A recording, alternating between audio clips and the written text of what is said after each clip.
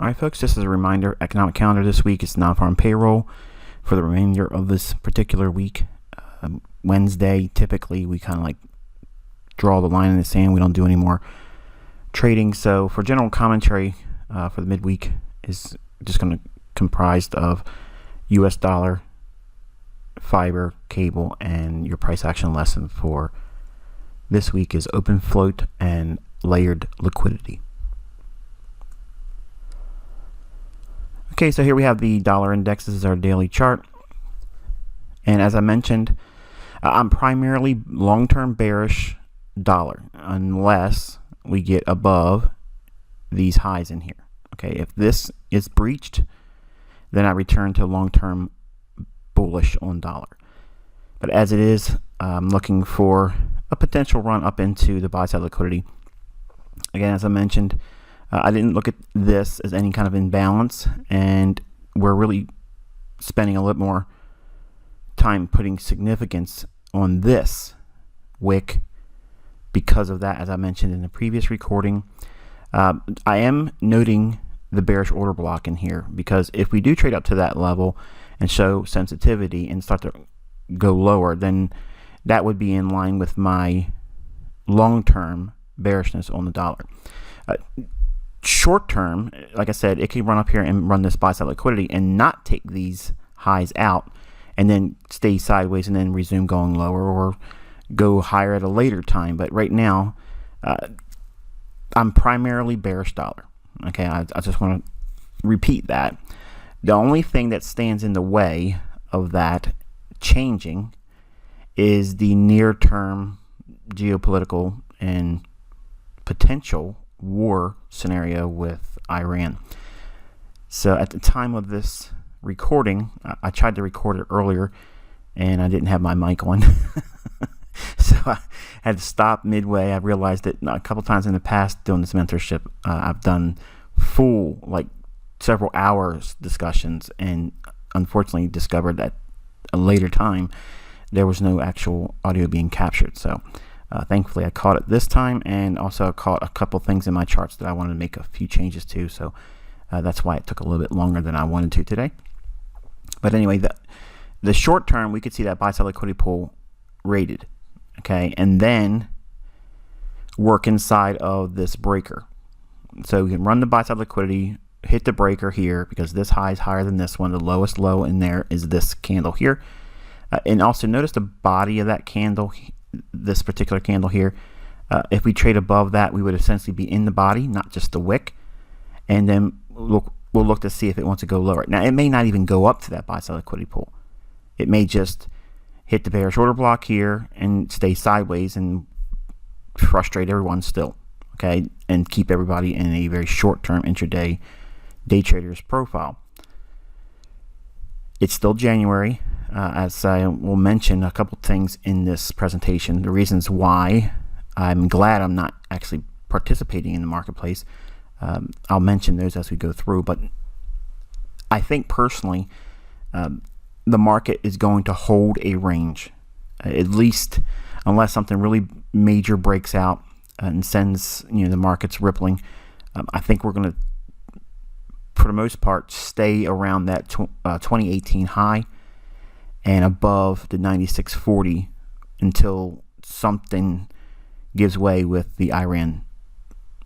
So I don't know what to expect. I'm not a military type of guy where I would understand what type of response should be expected. I just think that it's going to be instigated more, because if you do some research on this, and I started to talk about it online and tweet about it, but I then took the tweets down. I don't want to draw any kind of particular attention to myself about opinions like that. And I'll talk freely in here, but as a public thing, I just don't want to go that far out there in public. And it may be a little bit of schizophrenia on my part, but the climate today and the way things are done, I just don't want to draw any more attention to myself than necessary. But I will say this: it is possible, it's within the realm of possibility, that our agencies and operatives could instigate things along and sell the narrative that it is the other guys doing it. And I kind of like alluded to that in my tweet, and I was going to more or less build on that. And I think a lot of people are awake and they see those types of things unfolding. I mean, it goes back to 9/11, and I have my own opinions about that, and we're not going to touch that here. But that's the reason why I didn't continue with my SoundCloud, because some of the topics I wanted to talk about, I just don't feel comfortable talking about publicly. So I'll talk a little bit about it here once in a while, but I just think that you need to be paying real close attention to what's about to take place. There's a lot of things that are going to be used for this election, and it's the Wild West right now, folks. I mean, you haven't even seen the worst of it yet. There are potentially so many things that could go awry between now and November when the election takes place. I don't think it's good for Trump if we go into a war scenario with Iran, because they're just going to flip the script and say, hey, look, you said this was going to happen with Hillary, which I think we would have been in a war with Russia had she been elected. But Iran has always been on the table as far as a nation to be more or less invaded and overthrown. Do some research, and I'm not going to provide the links because I don't want any kind of track record of me doing that type of thing, but you can do some research, and there's some really amazing documentaries on YouTube, of all places, and you'll hear specific high-ranking individuals from the U.S. Basically explaining what was the goal. And all of a sudden, if you do some more research, not long after that, he changes his tune. So you can see that they tapped him on the shoulder and said, hey, shut up, basically. And he got in line with the narrative that the country wanted, okay, or the military. And I'll drop subtle hints if you don't know what I'm talking about, but I just don't want to push this idea too hard because I don't want any kind of attention to myself about it. So, and again, I'm just somebody with an opinion. Okay, I don't have any inside information about it. It's just I've watched things like this go on, and I don't trust everything that's given to us as information. Okay, and I'm not talking about just the media either. I don't trust our government. I don't trust the officials in the government, and I don't trust the people that are above our government. And there is an entity that is above our government. And if you don't believe that, just simply look at JFK. I mean, it isn't a coincidence that after that man basically made it a point that he was going to expose all that now he's no longer with us. And it was done in such a way where everyone saw it. So it was very shocking. It was very arresting. Okay, it arrested everyone's attention and concern. So I think personally, if Donald Trump is a genuine article, if he is the maverick that everyone was hoping he was going to be, and I alluded to that, I thought that it was a good idea for him to get in there because he's not a political person. He's not a politician. But I also mentioned that they're going to reject him and they're going to try to throw him out. They're going to do all kinds of things. And go back and listen to my old discussions. It's not in Mentorship, but it's like other recordings. And I don't have them on my YouTube channel because I took a lot of that stuff down. There's a lot of blue collar language in it, and some of the things I wasn't real proud of myself in the way I delivered it. But the things that we're seeing, that's not the highest of the Wild Wild West. I mean, we have some real potential to see some wacky stuff go on. And unfortunately, we might be at another pivotal point in our country's existence, like 9/11. You know, everything, the whole world stopped on 9/11, and it doesn't sound, something that is widely accepted from outside the United States. Like other countries think of us as the arrogant Americans. Everything revolves around us. But that particular day, folks, it did. The only plane flying that day was Osama bin Laden's family getting out of here.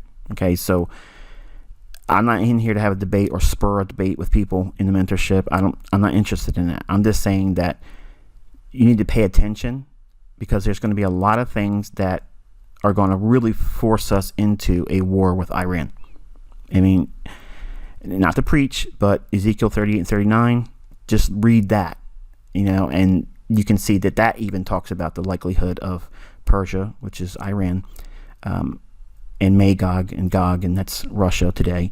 Those two entities have never been an alliance in history ever, but now they are. And we just killed, if you believe what's been given to us, and Trump has taken full credit for this and beat his chest saying that, I took him out by my order, by my instructions. These folks are going to come back at some degree way beyond what we're seeing. I think, and this is my personal opinion, that the Iranians are trying to instigate Trump to go overboard, much like he promised he would do. A measure of response that is far and above what would be reasonable. Okay, and I think they're goading him into that, so that way they can say, "See, he's a warmonger. He's a person at the helm with his buttons underneath his fingers, and he's a madman. We need to get him out of office." And that, to me, might be true. He might be an unstable individual to that capacity. We'll have to see. As I mentioned, when I tweeted the tweet initially was, we're going to see if Trump handles these types of events with a level-headed, sober, but of course he's got a lot of folks around him, and I don't trust the people around him. Okay, because if I wanted to undermine Trump, or if I wanted to lead him down the primrose lane, okay, and I was in his administration, I could say, hey, look, this guy's here and he's going to do this and he's going to do that. If my ultimate goal was to get us involved in an Iranian confrontation, which leads to an Iranian war, which leads to an invasion, which leads to us taking their oil. Because really, folks, that's what this is about. Whether you want to believe that or not, all of this theater, all this stuff that's going on is we want to get in there and put more control and more oil in our control, in our hands. And that's why we as a country continuously destabilize the Middle East. And like I said, do some research on it and you'll be shocked to see how much of this stuff is just premeditated. And it's been leading to this for such a long time. Now there's been such a mode of instigation on our part, regardless of if they attacked our embassy. Who cares? Okay, I'm not trying to diminish anything about that. I'm just saying that could be used as an argument, and I can understand that from the hardline supporting Americans that say, yeah, Trump this and Trump that.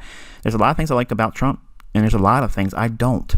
I don't like him as a person. I think he's too much of a cartoon, but I think he does it to just incite more drama because he's enjoying himself up there. But he's putting all the wrong things on himself in the form of bullseyes. And folks, let's just put it out there like this. If we start having dirty bombs going off in our country, you might as well forget about it.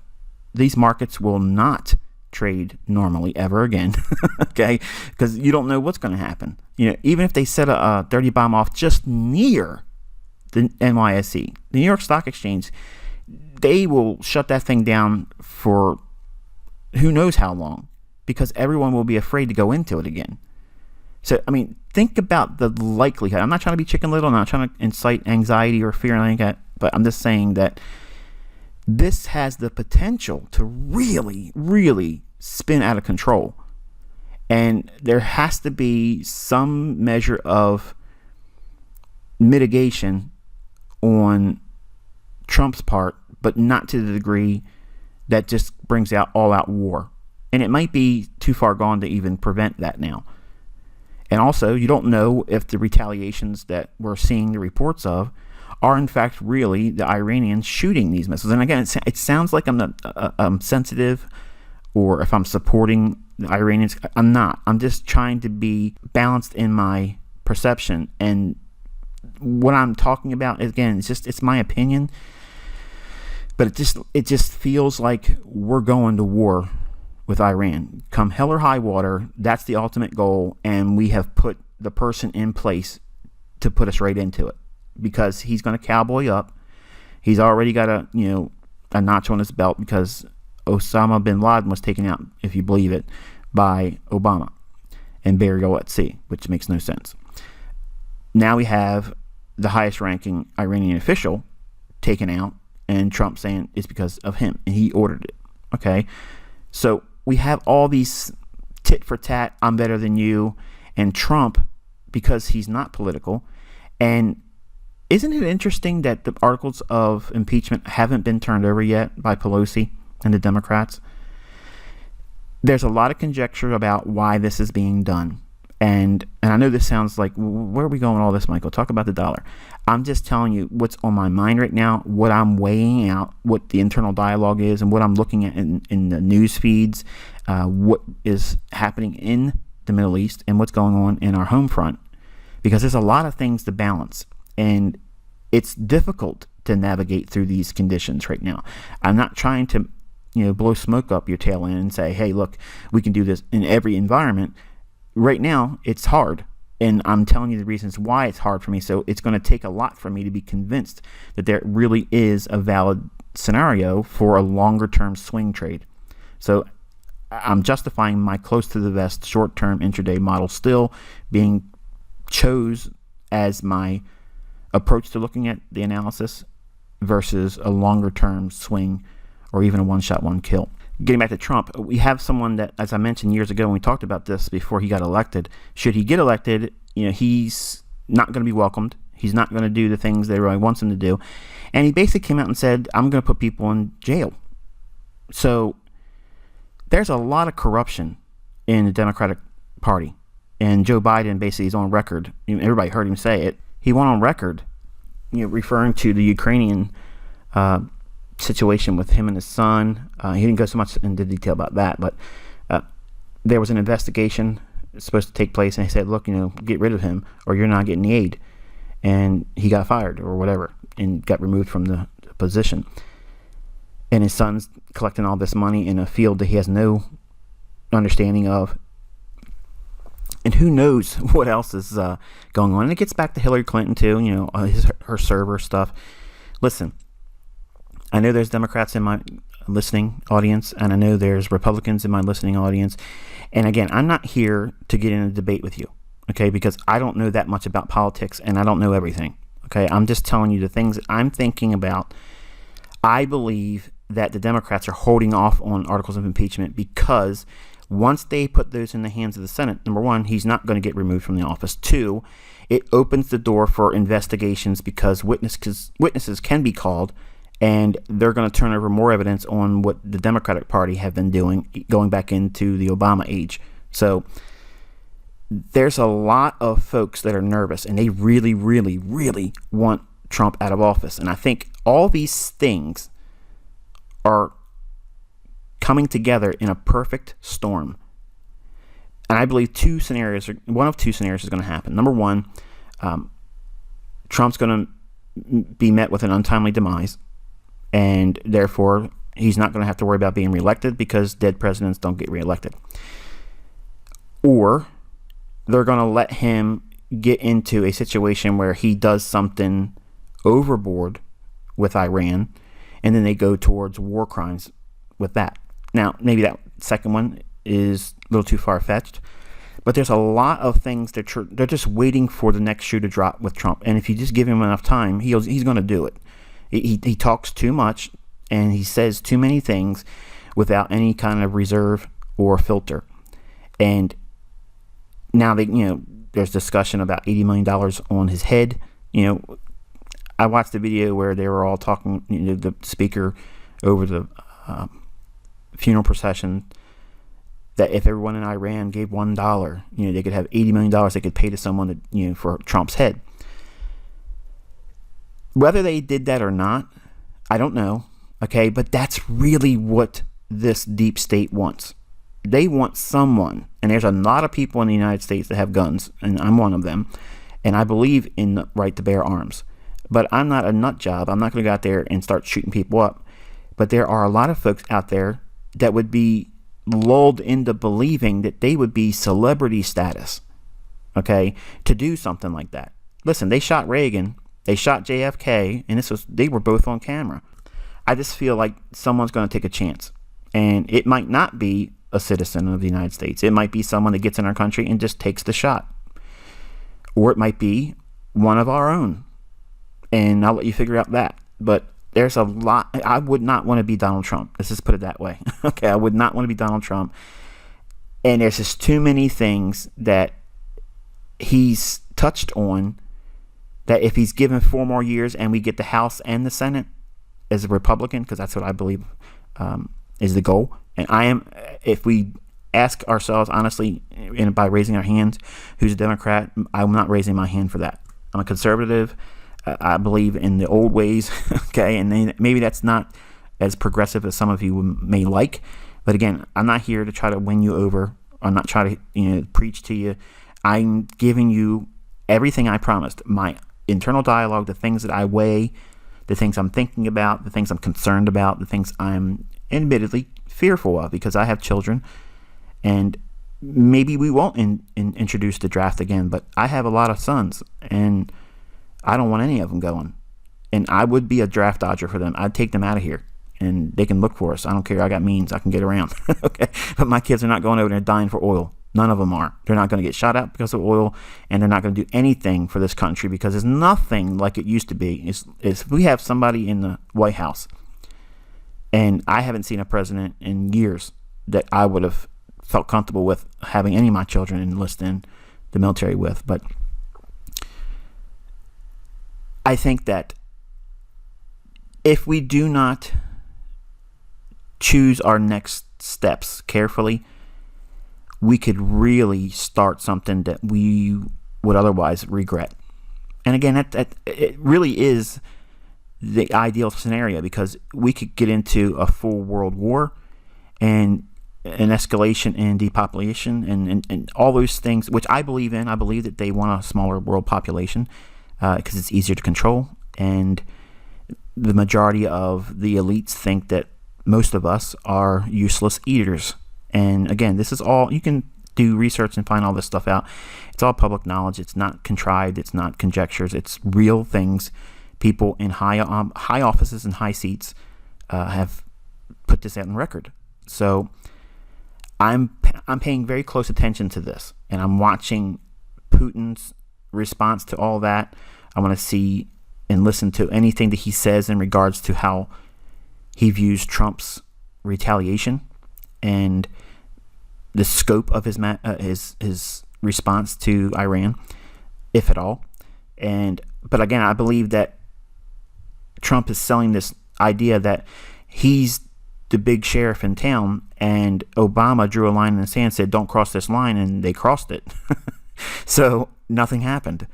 So here we have Trump now. He's not going to allow himself, obviously, to fall into that same view about him.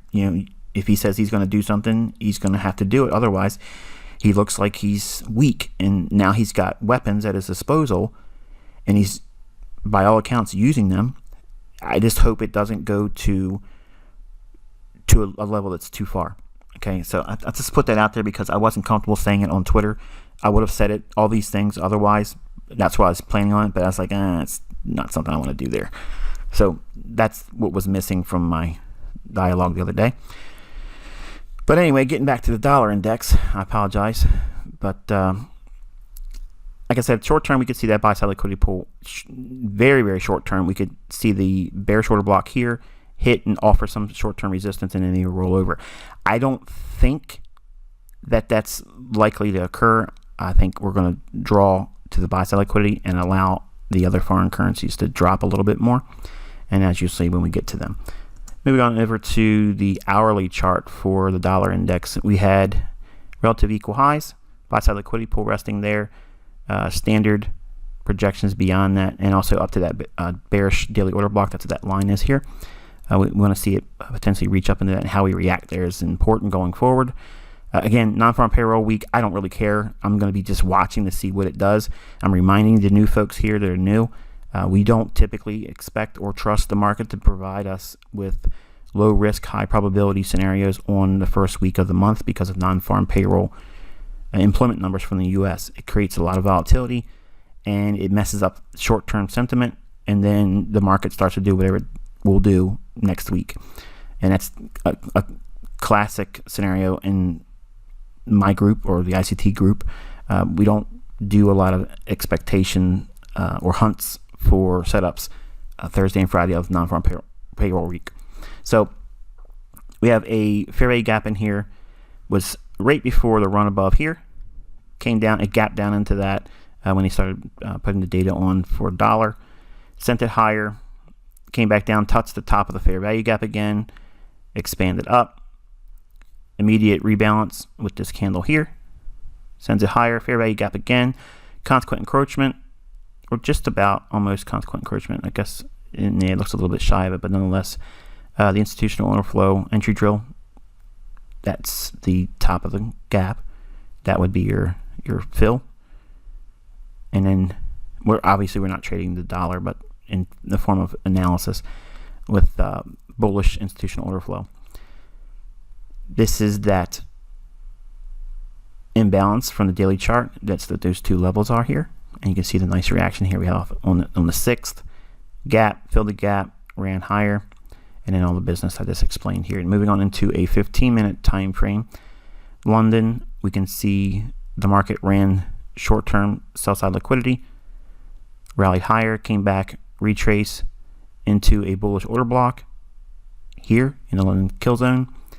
Market rallies up, and then we go into New York kill zone.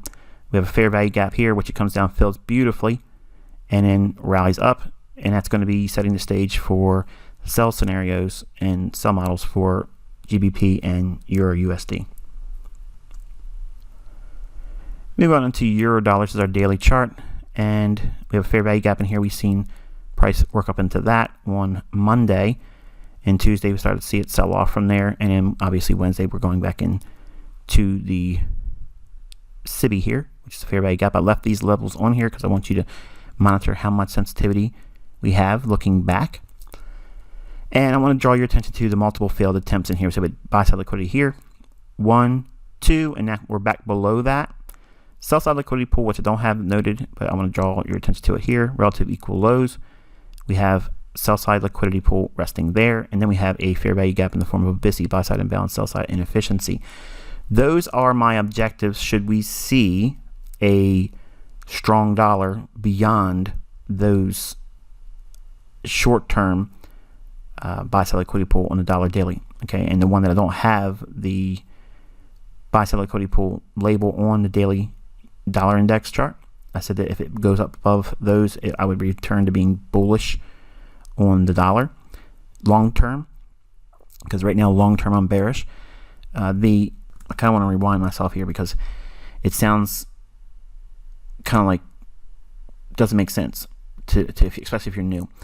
I can trade inside of a long-term bullish or bearish model and day trade against that. Okay, so I don't want you thinking that I'm completely oblivious to what the market's doing and I don't have any trades and I won't trade against my long-term bias. I'm just saying for a long-term bias, I'm telling you what it is because that's what you're paying for. My bias is this, and it will change when it does this or that. Okay, and that's what I explained on the dollar chart. But for the euro dollar, we have sell side here, and we have a discount PD array in the form of the fair value gap here. Those, I think, are the draw, and we could see that again if we get to that buy side liquidity pool for the dollar index on its daily chart. Should we get wildly bullish and run above those secondary buy side liquidity pool equal highs on the daily chart of the dollar, that would take us into the sell side liquidity here, and then what we would do after that, I don't know. We'd have to see what the response is if we get down here at all. Okay, but we had multiple attempts to get above, and we've shown a real heavy euro dollar as a result. Moving on into the hourly chart, this is that fair value gap, and you can see we went just above this old high here. If you look at the low on this last up close candle, that's the bearish order block, and it's also the fair value gap in here. All of the sell side delivery rebalances at the bottom of this candle here, and we basically get up into that, punch through that, take liquidity. Then we have SMT, which we'll talk about in a moment, but I'm drawing your attention to the lower highs here, okay, between the 6th and the 7th. Just look at that structure there, okay? The market comes down, comes back up inside of the fair value gap, breaks lower, creates another fair value gap, comes back up, hits that, sells off, attacks the sell side liquidity here, and now we're just about to touch what looks like the low of the fair value gap on that daily chart, which is these two levels here. Remember, those are the levels I said I was going to keep on the chart for a while, because I want you to study how price reacts and works around those levels, even in the future. Okay, moving into a 15-minute time frame. Here's that fair value gap from the daily chart, and a more refined fair value gap using the 15-minute time frame. Really nice reaction in here. London setup, fair value gap in here. I didn't want to add too many things because the chart's already too busy. But we have a SIBI, sell side imbalance, buy side inefficiency in the form of a fair value gap. Price trades up into that for London, then sells off again, comes back up into a bearish order block. There's no imbalance here because the one single candle up, that's your bearish order block, and there's no imbalance. There's no fair value gap. Okay, so it's the bearish order block that it's keyed off of with the old low, which we'll talk about in the open float layered liquidity portion of this video at the end. Everything that I teach in that lesson, I want you to go back to this old low here, and what I say about fair value gap is the same being applied with the bearish order block here. Okay, I just want to put that in because it's in my notes to say it, otherwise I would have forgotten it.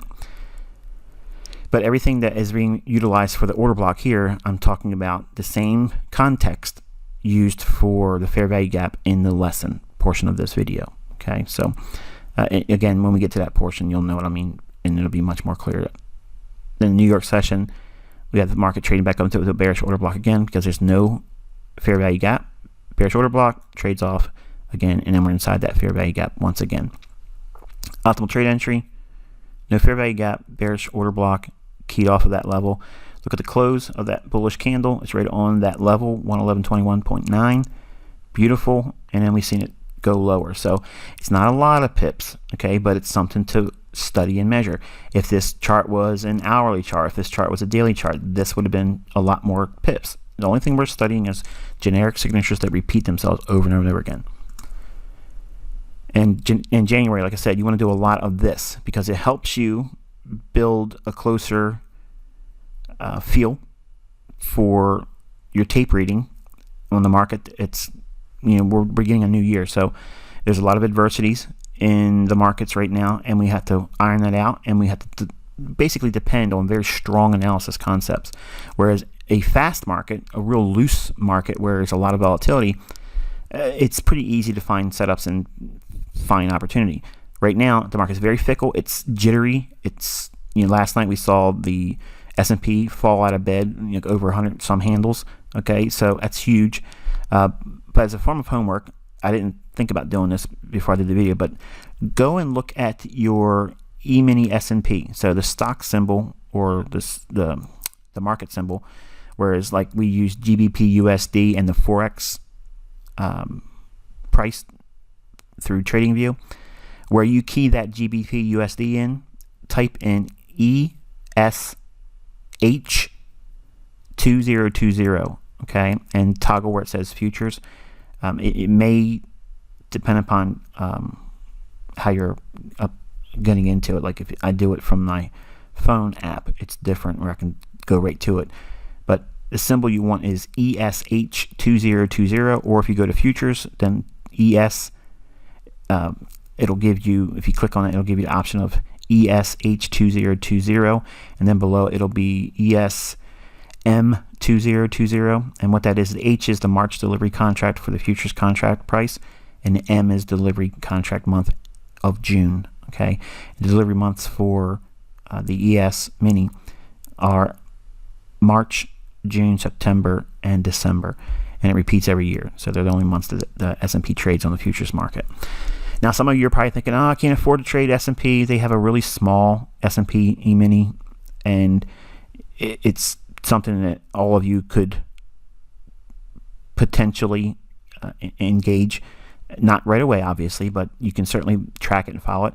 So my homework for you is to go in, and I don't want folks, listen, I understand you're excited and you want me to kind of like your tweet, but we're not on Twitter to talk openly about mentorship.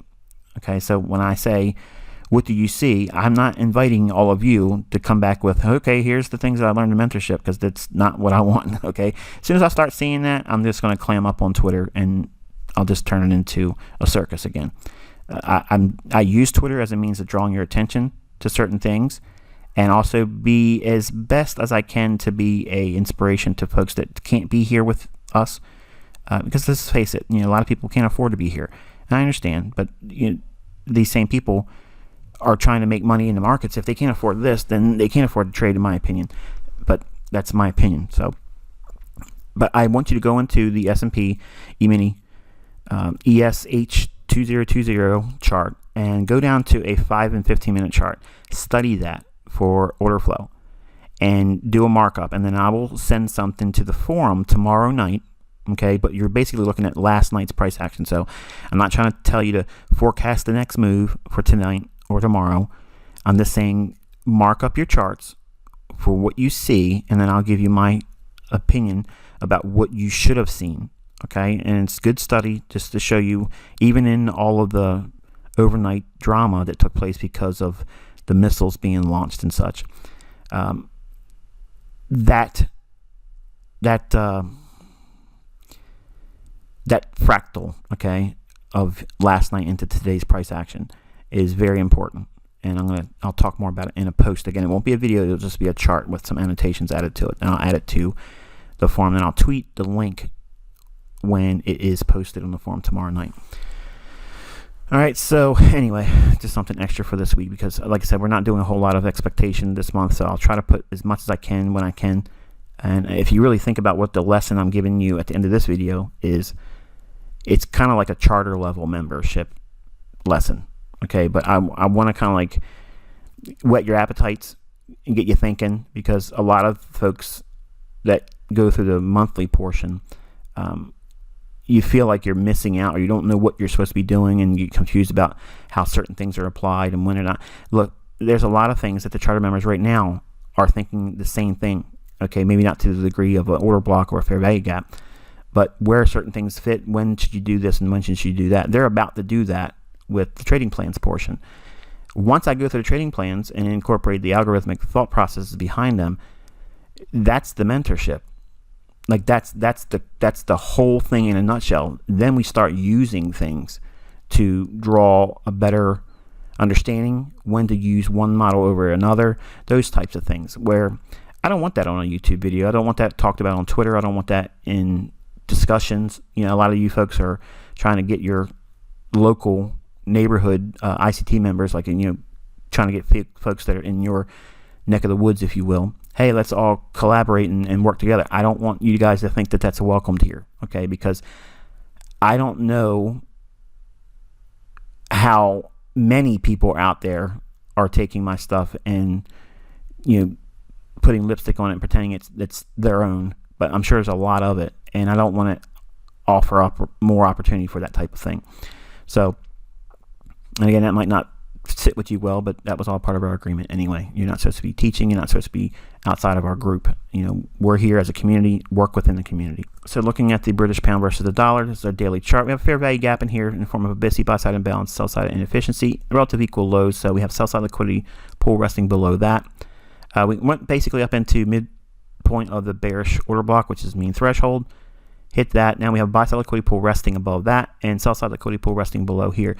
Short term, it's below these relative equal lows, but more meaningfully, it's over here. And then we have a large pocket of sell side liquidity resting below this low, this low, this low. So you know what retail's thinking. They think that this is a safe area to put their stop. If we get that strong run on dollar, and it takes that secondary buy side liquidity pool out on its daily chart, that's where this is going for GBP. Otherwise, I don't think we're going down there. Okay, so let's move on into the hourly chart. And again, I'm drawing your attention to the higher high here, and I'll put up a chart overlay. I got a question also by a member. How am I putting the overlay on the chart with TradingView? If you go up into, like, it's somewhere like in this area here when you look at the platform, it says compare. Click on that, and then put in the symbol like you would normally if you're loading up the chart. And if you want to do it against the GBP, then you would load up Eurodollar and click the forex.com data feed. And when you do that, then you would just go back to this symbol here. It gives you the candlestick little icon here. And you click on the candlestick icon right above in this area here on the platform from TradingView. It'll give you options to trade I'm sorry, the chart as a line chart, and you click on that, then you'll have the euro dollar as an overlay as a line, and then you'll have GBP USD in the form of a line, and you just gotta maneuver it around so that way you'll see the separation, because it won't just be beautiful like my charts are at the end. Hear that shameless plug? Beautiful. It takes a lot of painstaking effort to get my charts to look as clean as they do with this platform, because I'm still new and I'm fumbling through it. But the fair value gap on the daily chart down here, I'm drawing your attention to that because I didn't do it the last time we talked about GBP. Kind of like ran through it because, again, January, it's observation, intel gathering. I'm not trying to push myself, and I don't want to get the impression that you should be out here trying to get involved in anything, because if you're going to stay with me long term, this is what we do. We sit on our hands in January. Okay, it's not fun, it's not sexy, but it is good for you. It's good medicine. All right, so inside that shaded area with fair value gap, we have two smaller fair value gaps in here, this one and this one, and that's what I showed you in the last recording. So now that you know that, it's not imperative that I keep the shaded area in here. And moving on into the SMT version, this is our correlated pair SMT. This is the cable, the blue, and the red is the euro dollar. So as I showed on the hourly chart for euro dollar, it has that lower high here where it's comparably higher on GBP. So here's our correlated pair SMT divergence, and then this one here is just this eyeball, just making sure I remember to show you the distinction between here. We have another divergence. Higher high in the GBP, lower high in euro, so which is the weaker? Euro dollar. Okay, euro dollar was weaker here, and euro dollar was weaker here, and you can see euro dollar has outperformed on the downside. Moving on into the hourly chart with the fair value gaps shown. Again, this higher high in here reaches up into a mitigation. Okay, so mitigation's here, here, and again, because it's not higher on the secondary high, it's lower, and then we have a lower low. Every time we have a down close candle, that's the bearish order block that is in the form of mitigation. So anything that was long here, they are sitting on the water, and then it can mitigate it here, and then boom, it takes off to the downside. I believe that cable should, at the time of this recording, should try to make an attempt to get below these relative equal lows, and maybe even get so far as to get into the lower fair value gap here in the form of those two BISIs. At 15-minute time frame, this is our sell side liquidity pool, as I mentioned. Really nice, obvious one in here. And we have a fair value gap on the 15-minute chart that we saw it trade up into here. Another fair value gap in here as well, fills that. Relative equal lows, and big pocket of sell side liquidity resting below in the form of that 130.50 mid figure. All right, so that brings us to our price action lesson. This is an IPTA lesson. So again, this is kind of like high order charter member type level stuff, but I want to kind of like walk you through this, and I will teach more on this for actual charter members, but this is just to get everyone's gears going, because there's a lot of things that we haven't scratched the surface of yet. Okay. All right, so looking at the fractal here for euro dollars, our 15-minute time frame, this is obviously applicable to any time frame, but I'm going to work within the intraday model because, again, it offers you a lot of practice. You can go and look at a lot of examples and study, and what I'm showing you here, you'll find them in your own study. The grade level sell-side liquidity pool resting below these relative equal lows versus this red one here. This one's untapped, okay? It's unrealized. So the market has gone lower than this relative equal lows, and once this sell-side liquidity pool has been purged, okay, I want you to focus on what is one of the biggest retail traps there is, and I want to kind of like inject a interbank perception about the same thing, so that way when you see certain things unfold in price, you know, if I'm looking at it at the same time you are, and really there's no real telling unless I tweet about it, you'll know what I'm thinking or what my thoughts would be about it, okay? So let's talk about the open float and layered liquidity. We have the old low here, and we have the old low here. Retail thought at this moment, when this low is taken out, when price trades back up to here, at this moment, if we were looking at price at that very minute, okay, retail, if we were able to poll them, okay, or go online and kind of get a sentiment reading on all the forums or all the social media posts about the euro dollar, they would be strongly supportive of looking for lower prices, and because broken support is going to be viewed as future resistance. Okay, support broken, now resistance. It's a common mantra in the retail universe, and that was something I believed when I first got involved in trading, and then I lost a lot of money, and then I no longer subscribe to that view. But at this moment here, I want you to look at this low here. The low is 111.57.2, okay, or 2 pipettes. We're going to look at this low in a moment with the actual level, but I want you to think about between this low and this low. That is old institutional order flow, okay? Now again, what do I mean by that? There's order flow in the sense that it's price delivery, and we can track what side of the marketplace is being offered, and if we have a directional bias, which clearly is the sell side liquidity pool here in this example, if that's the case and we think that the euro dollar is going to go lower, retail is going to be looking for their setup at this low here, okay, or maybe at this low here, disregarding the wick. Maybe they just use the bodies of the candles, and that's fine. Okay, I understand why they would want to do that, but I want you to think differently. Okay, I want you to look at the top of that range between this low and this low. Now, before I go any further, if this low went lower than this low, we would still use these same reference points, just in the opposite. Okay, in other words, I'm looking at this high, this low, the higher one of the two, and this low. In this area here is old institutional order flow. That means orders were paired in this area. Okay, price ran aggressively down to get the orders that rested below these lows, but also orders were offered in the form of commerce, okay, in this area. So this is old institutional order flow. 10 pips exactly above that 111.57 and 2 pipettes takes us up to a 10 pip grade layered liquidity to 111.67 and 2 pipettes. Looking at the low here on this, the lower of the two, 111.52 and 5 pipettes. 10 pips exactly above that takes us to 111.62 and 5 pipettes. Now, if we take both of those levels, okay, and overlay them on our chart, this is both of those two levels, 111.67.2, which is 10 pips above this low here. If we take a look at both those levels, 111.67.2 is 10 pips above this low here, and 10 pips above this low here takes us to 111.62 and a half. In this range, okay, this is a specific layered liquidity demarker. In this range, okay, what we're looking for is a specific IPTA PD array. So I'm going to ask you, looking at that, what resides inside this range? Pause the video for a moment here, think about what you see, and come back in a moment. All right, if you didn't pause the video and you haven't given the chance to study it before I give you the answer, you're wasting it, so pause it now because I'm about to talk about it.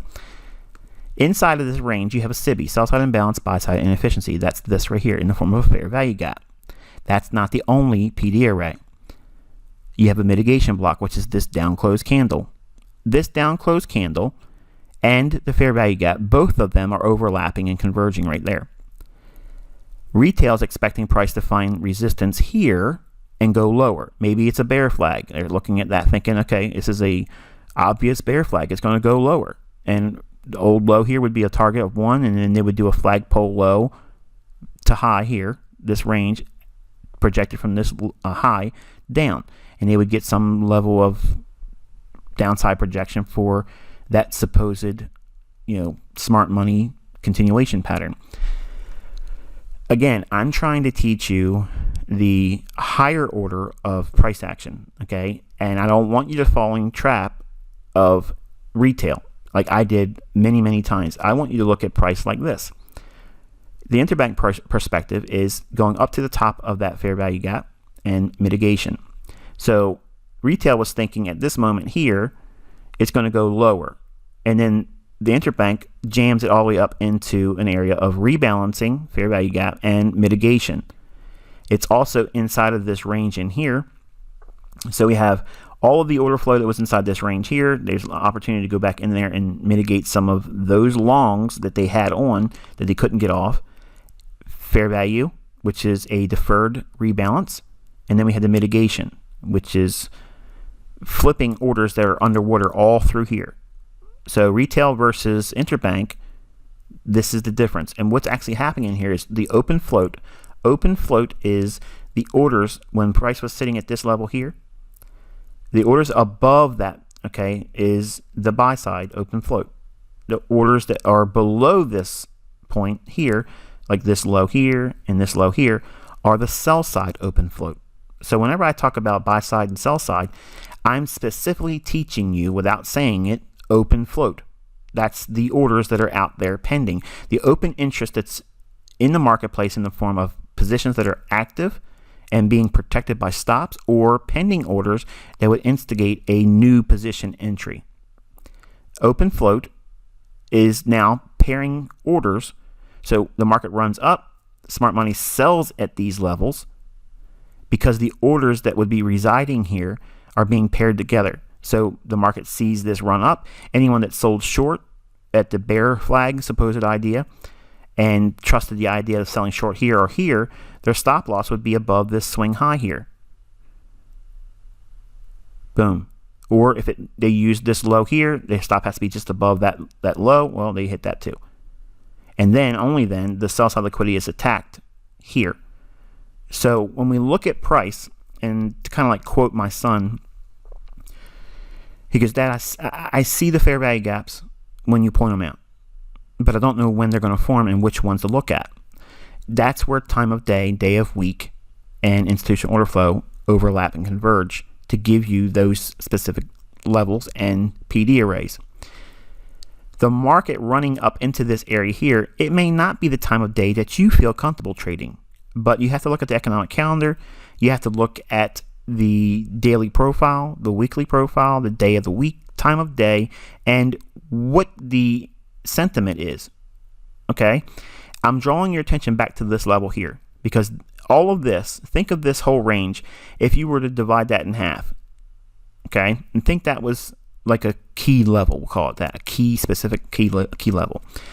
If that was a key level, by definition of anybody's view, whether it be Elliott wave, supply and demand, classic support and resistance, whatever, everyone sees these levels on their chart, but everyone doesn't always have the same idea on what to do with it. And what I'm teaching you is to cancel out all of these supposed ideas and thought processes that permeate the retail universe and are traps. I want you to think about how this area here is the bulk of where the order flow is, because it's old order flow. But the market has to get to some level of a premium in an ideal scenario for the banks to pair their order with to go short. So before this low is taken out, when the market's trading down here like this, it could have very easily went lower. But I'm giving you an example of when price comes back to that old low. I want you to go into the marketplace and look at different pairs, different markets, different asset classes, and study this very event here. Because what I'm showing you here is a very high order way of looking at institutional order flow, tape reading, and finding setups and forecasting.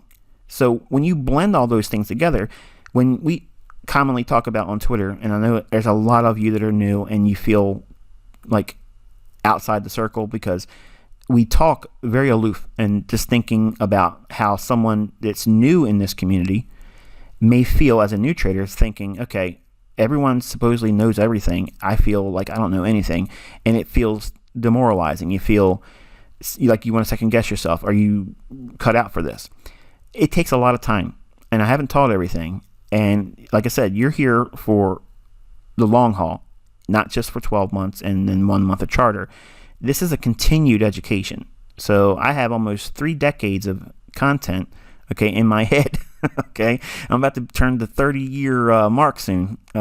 It's pretty impressive what I still have to talk about. But I want you to understand some of the things that leads to a better read on the marketplace is going to fly directly against what retail thinking is going to draw into their decision making. So the majority of folks that want to trade, they're going to have ideas that just simply are more or less wrong. they're more likely to promote the opposite expectation of what they were expecting to see in the marketplace. It's many times going to be the opposite of that. And they won't understand what happens. They won't understand what took place. They'll be shocked. They'll be completely taken off guard. And when that occurs, that's a good feeling, because if you're on the opposite end of the market and it works out like this, it's fun. Now, with that said, what we're comparing is the relationship between the interbank perspective, which is looking for a short up here, versus a short down here, back at these old lows. Retail's thinking here. We're thinking here. When we see this run up aggressively, we're not excited about that, thinking it's going to go higher. That's reasonable. We expect that to take place. And look at the measure of precision using these old markers here. And you're going to tell me who's going to argue with me. Okay, who's going to be the first guy in here or gal to argue and say that this is completely random how it went up here and reacted to these levels? Look at the highs in here. Okay, look at the highs respecting that bottom of that range, which is the projection from this low 10 pips up exactly. Obviously, when you go in the higher time frames, you're going to look at a larger degree of layered liquidity demarkers. You'll use 15 and 20, 25, 30, but they go as far as 50 pips, and then it's no longer a layered liquidity concept. You're going to be looking at other things I haven't taught yet, but nonetheless, the rules about how to use these are taught in the charter member, not yet. So in case you're looking for it now, because some of you guys just became charter members and you're all excited, I'm so thankful that you send me emails and you're appreciative, but try to keep comments like that in the forum. I read them. I just don't want my inbox for my email loaded up with that kind of stuff, because it takes a long time for me to get through my emails as it is.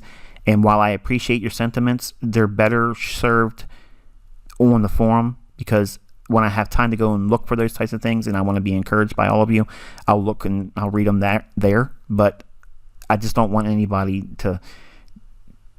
I've got to be very careful how to say it, because I don't want to sound insensitive. I don't feel like I'm saying it with the right amount of consideration, but just know that I appreciate it. But there's a lot of work involved in doing this, and I try to give responses to people that send me questions in email. And one of the folks that just recently joined, yes, you do send questions to me at innercircletrader@gmail.com. That's the email address that all mentorship correspondence should go through, and then you should be emailing me from the email address that's associated with your account through PayPal, and you should always include your username. And if it doesn't match username and email address, I'm not responding to you. I ignore you. And most of the time, I'll block those people, because there's a lot of people out there that have pieces of my mentorship, and they ask me questions, and I don't answer those questions if it's not someone that's actually in the mentorship. So that's the other part that takes time. When I open up an email, I have to research to see if you are one of the many that are in here, and it's just a lot of verification. So like I said, it's not an easy thing to run this mentorship. It takes a lot of time, and whatever you guys can do to help me keep that time moving along, the better it'll be for all of us. So, but look at the difference between the perception of price being a bearish idea here at this point right here, where retail will see that as support broken, now resistance. Then you see this big run up here. They're running aggressively to fill in the imbalance here, go back to mitigation, because all of this area in here that they ramped up, they have to get the remaining orders off there. And there's open float, and it's also combined with layered liquidity demarkers. And then later on, you can see that the market does in fact move lower, attacking the sell side liquidity in the form of 20 pip grade layered liquidity, reaching down, which is, this is what you're used to hearing me talk about. 5 pip, 10 pip, 15 pip, 20 pip, 25, 30 pip grade sweeps below old lows or above old highs. This idea here, okay, is something that you won't see that in anything. Okay, there's nothing like it, and it's part of IPTA. The interbank price delivery algorithm works at specific signatures in price, and it does so with a specific macro. In other words, a macro is a short list of instructions that it's supposed to do and follow and refer to. And the input that it uses is what I just showed you here, this low and this low here. And when price goes up into it, once you see this kind of stuff, if you were ever on the fence about is the market rigged, is the market controlled, believe me, this is absolutely nothing. This is nothing still. We're not even in the good stuff yet. But this is the type of thing that separates me from everyone else out there. All these folks that are pretending, coming from XYZ Bank, UBS Bank Trader, Credit Suisse, Citi, Morgan Stanley. I'm a so-and-so from XYZ. Everybody's a genius out there. And if you ever spend time with their analysis and look at what they're talking about, whether they want to admit it or not, it's just all retail fluff. It really is retail fluff. And when you understand how the central banks really move price around, the algorithm is doing 90% of everything I'm teaching to you. Okay, it's all automated. But once in a while, there are things that cause the marketplace to be manipulated by a manual intervention. In other words, they go in and they tinker with it, okay, and they move the market and they reprice aggressively, and that's when you know it's them. That's not the algorithm. The algorithm, when you see these big, hard, fast runs aggressively, several hundred pips, like when they did the Brexit vote or whatever, most recently with the GBP, and it just skyrocketed up, several hundred pips. That's not IPTA. Okay, that's not the algorithm doing that. That is the central bank going in manually and clearing the board. And that's the stuff that you don't get that in books. And that's the area where I'm not going to talk a lot about, because those are very specific things that if I talk about it, I can get myself in trouble. So as you can see, there's a lot of things that I can touch on, and I can get so close to so many of the things that I'm really not allowed to talk about. But it gets you in the same neighborhood. And when I say that, I know some of you are thinking, oh, but you're not teaching everything. Folks, listen, look, if you're not impressed by these types of precision, seriously, like I literally could stop and never teach anything new.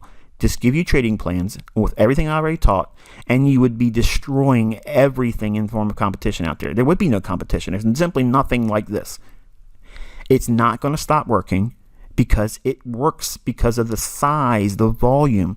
All these things, okay, are created to facilitate large volume trading. That's institutional trading, not mom and pop trading, not retail trading and somebody running a service like myself, okay? People that you're never going to meet, okay, in the back rooms of high level institutions. I'm talking big wig folks that you're never going to meet. You're never going to meet them. They're not going to be on social media. They're not going to be on Instagram. They're not going to write books for you. Oh, XYZ traders giving all the secrets out.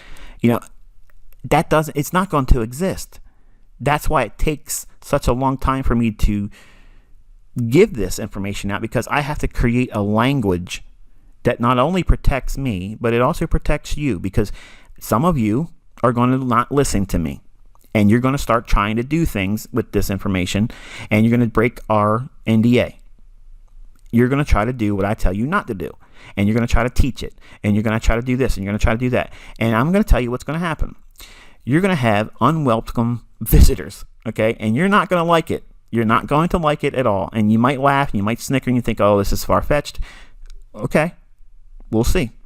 I'm telling you, there are people that do not want me teaching this to you. And they're listening to me. They're in here right now. And I know they are, because it's inevitable. Okay. I'm not supposed to do it. I know they're in here. So I just know how far I'm willing to go, and also what's reasonable. Okay. Because I'm not going to have to be able to sit down with someone and say, okay, you said this and you're not supposed to talk about that. I'm creating something. I'm creating a language. I'm creating a thought process that existed between what I understood as a losing trader and what I discovered why the reasons of my losing took place. And blending those things together, I filled in the gaps. And the chart is the instrument that I use to communicate to you, which was really intended to my children. That way, there's a lot of things that are like outside the chart that I'm not going to be allowed to teach you. And I've said this in the beginning. Even if you're a new student, you can go back and listen to the beginning of the mentorship and the old recordings and the live sessions where I did a lot of this kind of talking. And everybody's like, oh, your live trading was horrible. Anyone that looks at that and thinks that that was my trading, I'm teaching you thought process. I'm teaching you how to go in and start to build a mindset. And it was never, I'm going to go in here and kill it in front of all you. That's not what that was. And I never said I was going to do that. When I sat down with and did the live sessions was to show some of the things that will enter your mind, how to think about them. And also I was engaging 800 plus people all at one time, because that's all I had in the beginning when I first started was like 860 some people all came in the first month. And when that took place, the live sessions I was doing, which I will never ever do this again, at least not in the capacity where I allow them to start talking to me, because it was very distracting. As I saw a question zip by, okay, if you ever go on YouTube and watch these really popular news feeds and look at their live chat, it's scrolling so fast. I don't even know why they even have them, because you can't read any of it. And just compare that experience. Go on to any like Fox News or even CNN or whatever news feed that has an open live chat on their YouTube channel, and watch how fast that's zipping by. Now imagine that you have 860 some people that you're obligated to, and they all feel entitled to get a response from all of their questions, every single one of them. And I'm also supposed to talk about the market live, and I'm also supposed to talk about the topic I had in mind when I sat down. It was nuts. It was impossible. I had no idea how I could finish that task. So I had to draw it back to what we have now. I'm comfortable with what I have now. Some people aren't comfortable. They want that live session circus again, and I'm not doing that. I am trying to resolve the YouTube.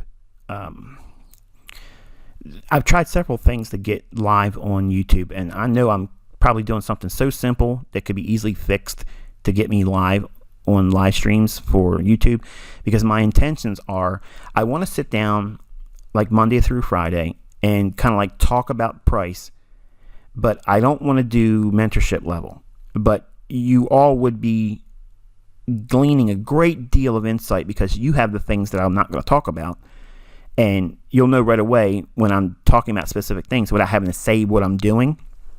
If I say the market should try to reach to this level here or reach to there, you will know, because you're being taught what they are. You'll know right away what it is, and it'll be like an interactive study for you.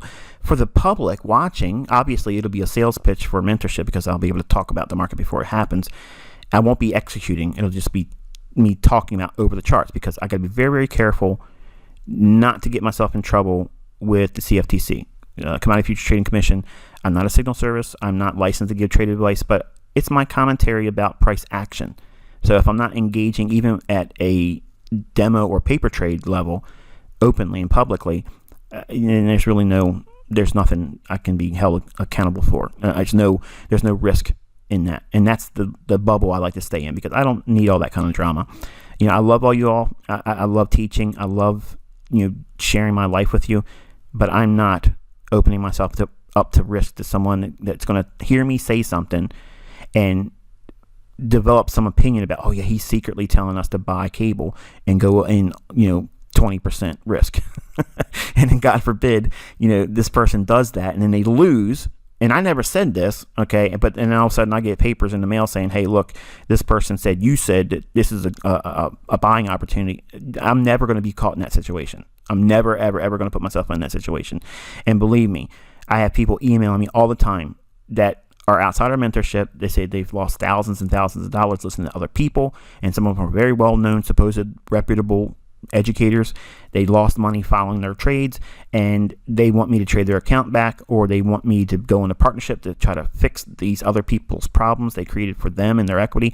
I don't do all that stuff. I don't do it. I don't pay for people's education in college because they can't afford it. Look, I get so many requests to save the day. Okay, I'm not a savior. I'm not the superhero. Okay, I'm just somebody out there telling everybody out there that what you're doing is wrong, and the way you think about it is wrong. And the reason why I know it's wrong, because I did everything that everyone else has done.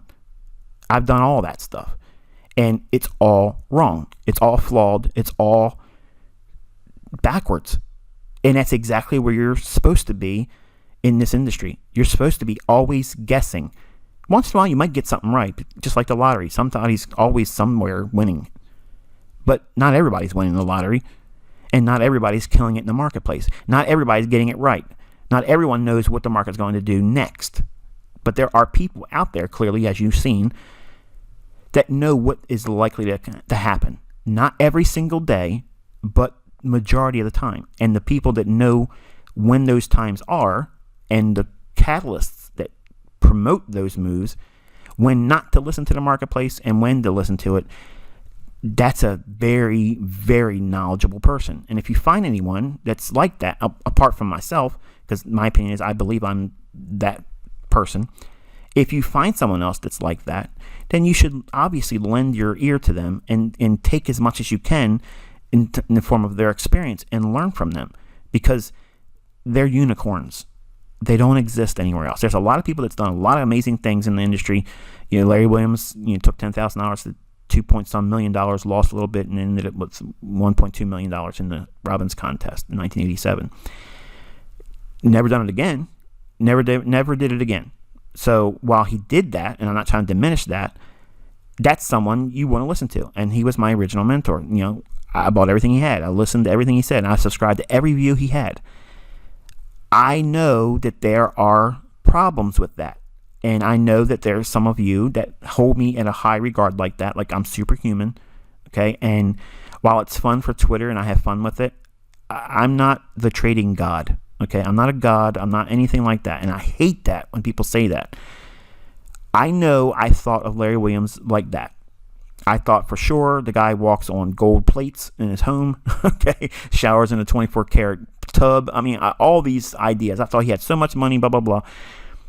I don't know how much he has, but I know he doesn't have what I thought he had. And I know how naive I was as a developing student of the markets back then in the 90s, and how painful it was for me to learn, because I subscribed to everything. And when he had a 1-900 number for his S&P calls, when you would listen to his analysis for the S&P and bond market, I actually traded those calls, and I lost a lot of money. And admittedly, I was doing what he said, and I was losing, and I lost a lot because I was over leveraging on top of listening to those setups. So not only was I losing money and feeling terrible, but I was losing money because not only is my hero wrong, but I over leveraged and bet heavily on his opinion. And then on top of it, I didn't have a stop loss on, so it had already moved past what he reported as a stop. And I wanted it to come back in my favor and get me back to break even. It never did. And I get stopped out because of margin. Those are things that I went through. I did all that. And after doing that for a couple weeks, I'd refund my account. And it was just became toxic. And then there for a while, I was beating Larry Williams up on America Online because of it. I would say terrible things about Larry Williams. But what I was doing was I was projecting outwardly what I was feeling inwardly. And I don't want any of you to have that type of feeling towards me, because I put way more into this than any other educator out there. I have done all these things, and I've learned painful lessons. I've lost lots of money, and I've learned how to beat this system. And it takes a lot of patience and discipline. And I don't want any of you to chase the fast buck quick lifestyle, okay, and hurt yourself with anything that I say. If you listen to me in balance and understand what I'm telling you to do and what not to do, you stand a better chance of surviving, okay? Because all of us are going to do stupid things. I've done some stupid stuff in my trading career. I've done really, really dumb things that worked out to me blowing accounts, to working out to losing more money than I had in my account, begging my family members at the time to help me, just get back above water. I had to move in with relatives. I mean, these are things that I had to go through, okay? And it's not only is it embarrassing, but it was demoralizing. So having experienced that, and in the love-hate-love relationship that I've had with my mentors because of my own deficiencies in practicing self-control, knowing exactly what I'm supposed to be doing, because I would read an article or I would read a book and I would pull something out, would cherry pick one specific thing that the author or teacher would say, And I'd go in there and make a mountain out of that one thing. And that's exactly what some of my students in this mentorship and outside the mentorship have done. They've done that with optimal trade entry. They've done that with supposed order blocks. Every down close candle is a buy. Every up candle is a bearish order block sell. I know the responsibility that's in my hands. And that's the reason why, should I get this resolved and I can go onto live streaming on YouTube, I'm not teaching mentorship, but I'm teaching intraday volatility, where we can read where the market's going to be drawn to. Because if you see this over and over and over again, you'll start seeing things click in your own personal study, and it kind of brings to life what I show in a chart, or if I show annotations in a sped up recording. When I'm talking about it live, and it's going to be very boring should I do it, but it's something I think that the trading community, number one, wants to see, because they don't see me talk about the things that I talk about with you all, calling things before it happens and such, into such detail. When we see it on an intraday basis, even in a small capacity, not everything that's offered in the mentorship, just knowing, okay, the market should turn here, it should draw to here, and study this and study that. That's kind of like the approach I want to go with it. Now, it won't meet everyone's expectation, and I'm sure I'll get blasted by trolls and people saying everything. He never takes a trade, blah, blah, blah. It's not meant for that. It would not be meant for that, okay? The goal was to help you sit down and learn to read the tape, okay? Reading the tape is reading the next few ticks and where is it drawing to. That's what tape reading is. And when you see that on 1 and 5 minute, 15-minute time frames, a large sample size of that, it's going to only improve your understanding. So anyway, that's what I have planned for 2020. I'm trying to get that resolved. I would not be doing anything in London because London is mine. I want to keep that from me. But the New York setups and such, I could send tweets that would link to the forum about what I would like to see unfold. And then you can fill in the blanks with what I say in the live sessions for tracking the price action. Again, it's not a trade signal service. It's not a trade setup service. It's not going here and trade with 3% because it's what I would probably do. Okay. I'm just saying that it's something that I'm looking into doing. And I'm not promising this as part of the mentorship. I'm just telling you it's something that I'm actively interested in for 2020. Okay. And only for the New York session. So I think I've jawboned enough for this midweek review. I want you to take what I've talked about here for open float and layered liquidity and the demarkers that I showed you here. When we see this framework, when we're expecting the market to run into a low resistance liquidity run, which is the run below this low here, if that is the setup and we have a low above this targeted low, you want to use this idea that I just taught here. Okay, and study the examples that you find in price action. You want to look at 15-minute time frames as your lowest one, because 5 and 1 minutes gets a little bit more trickier, and it's not as definitive as a 15 or a 1 hour chart. You can do a 30-minute chart. I've seen some real nice examples of over the years using that as well. But like I said, 15-minute is like my bellwether. This is the go-to chart for me for like entry setups, and if I really want to fine tune it, I drop it down to a 5 minute and 1 minute chart. You can get all kinds of setups on a 15-minute chart using a 1 hour and 4 hour bias. Okay, so whatever the market's likely to do based on your 4 hour or 1 hour, use a 15-minute time frame, use this criteria. And everything I said here, reverse it for bullish scenarios. So if this was reversed and this was like running this high here, you would take all this information on old highs instead of old lows and project it. Just everything I said here, you would flip it and apply it to what would be seen as a buying opportunity, okay, or old highs. And I think that's going to be it, folks. I want you to be careful. If you're living in the States, obviously we have things to be concerned about now. I just feel that this year, this is going to be a wild, wild year. And I would hate to feel like I never ever mentioned it, and not to take consideration to the likelihood of something happening in our country again. We weren't expecting 9/11. Nobody was expecting that. And I just think that someone, somewhere, okay, is going to try to do something this year. And I would hate to have one of our members, not that anybody should have it done to them, but I would feel terrible if something happened to any one of you. And because I think of you all as family, you're extended family to me now, and I want nothing but your success. I want you to do well at this. I want you to do well in life. The things I talk about, not only am I coaching my children, hopefully when they listen to this, but my aim is for all of you to feel that same connection. Because when I talk to you, I'm talking to you from my heart. I'm not talking to you from my brain, okay?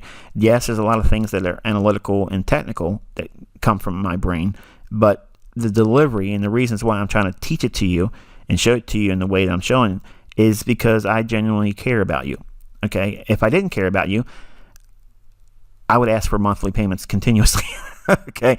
But because there's a structure here, I'm giving you my time. Once you're charter, you're getting my time for free. You've paid for it all the way, and I want you to understand what my motives are, and I want you all to do well, and I want you to be safe and try not to take too many risks, not only in the marketplace but in your own personal life as well. So hopefully you found this lesson and this discussion insightful and learned something from it. Obviously, in charter level, we'll be talking more about this principle here, layered liquidity and open float, and also specific criteria that what to do and when to use it, all those types of things, they go into the algorithmic principles. But that's like later in the year 2020. So I will catch up with you by way of Twitter, I'm certain, tomorrow and Friday. And I will probably most likely not be posting the weekend edition until 9 o'clock this Saturday. Now, if I can get it done sooner, I will. But I'm not promising that. So don't hang on Friday expecting it to drop on Friday. Just anticipate it Saturday night at 9 p.m. my local time. Like I said, if I get it done sooner, I will, but give me until this weekend. All right, and I will catch up with you by way of social media. Good luck, good trading. Be careful.